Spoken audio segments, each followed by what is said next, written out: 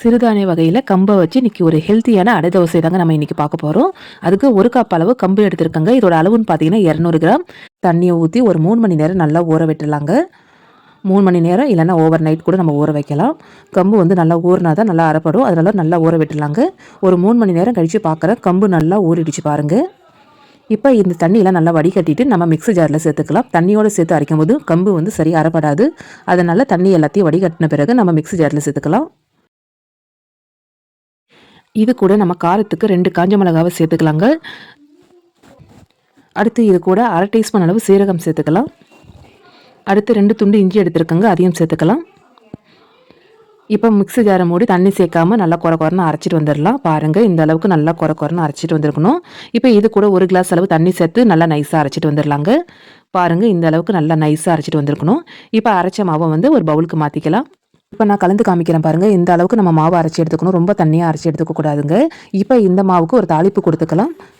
கடாயில் கொஞ்சமாக எண்ணெய் ஊற்றிக்கலாங்க. எண்ணெய் நல்லா காஞ்ச உடனே 1 டீஸ்பூன் அளவு கடலப்பருப்பு சேர்த்துக்கலாம். கடலப்பருப்பு லேசாக கலர் மாறின உடனே கொஞ்சமாக கடுகு உளுத்தம் பருப்பு சேர்த்துக்கலாங்க. கடுகு உளுத்தம் பருப்பு நல்லா பொரியணும்.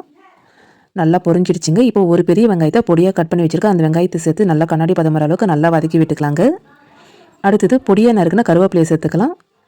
அடுத்தது இது கூட ஒரு பச்சை மிளகாவை பொடியாக கட் பண்ணி வச்சுருக்காங்க, அதையும் சேர்த்து நல்லா வதக்கி விட்டுக்கலாங்க. குழந்தைங்க சாப்பிட்ற மாதிரியா இருந்தால் பச்சை மிளகாவை ஸ்கிப் பண்ணிக்கோங்க. வெங்காயம் நல்லா கண்ணாடி பதம் வர அளவுக்கு நல்லா வதங்கிடுச்சுங்க. இப்போ துருவன கேரட்டை கொஞ்சமாக சேர்த்து நல்லா வதக்கி விட்டுக்கலாம். துருவன கேரட் இல்லைனா பீட்ரூட் இல்லைனா முருங்கைக்கீரை எது வேணாலும் சேர்த்துக்கலாங்க. இப்போ கேரட் வந்து ரொம்ப வதங்கணும்னு அவசியம் இல்லை, லேசாக நமக்கு வதங்கினா போதும். பாருங்கள், கேரட் நல்லா சுருளாக வதங்கிடுச்சுங்க. இந்த சமயத்தில் கொஞ்சமாக தேங்காவை சேர்த்துக்கலாம். தேங்காவை வந்து துருவியும் சேர்த்துக்கலாம், இல்லைனா இதேமாதிரி பல்லாக கட் பண்ணி நம்ம சேர்த்துக்கலாங்க. அடுத்து நறுக்கின கொத்தமல்லி தழையை சேர்த்து நல்லா கலந்து விட்டுக்குங்க. அவ்வளோதான், நமக்கு தாளிப்பு ரெடி ஆகிடுச்சிங்க. இப்போ நம்ம அரைச்சி வச்ச கம்பு மாவோடு இதை சேர்த்து நல்லா கலந்து விட்டுக்குங்க. தேவையான அளவு உப்பு சேர்த்துக்கலாம். 1 டீஸ்பூன் அளவு சேர்த்துருக்குங்க. இப்போ நல்லா மிக்ஸ் பண்ணி விட்டுக்குங்க.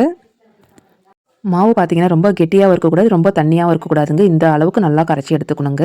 அடுத்தது நம்ம தோசைக்கல்லை சூடு பண்ணிக்கலாம். சிறுதானியத்தில் அதிக சத்து நிறைந்தது இந்த கம்பு தாங்க. இதில் நார்ச்சத்து, இரும்பு சத்து, கால்சியம் சத்துலாம் அதிகமாக நிறைஞ்சிருக்கு. உடல் சூட்டையை வந்து தணிக்கும். சுகர் பேஷண்ட் உள்ளவங்க உணவில் அதிகம் எடுத்துக்கணுங்க கம்பை. இது வந்து சர்க்கரை அளவை கட்டுப்படுத்தும்.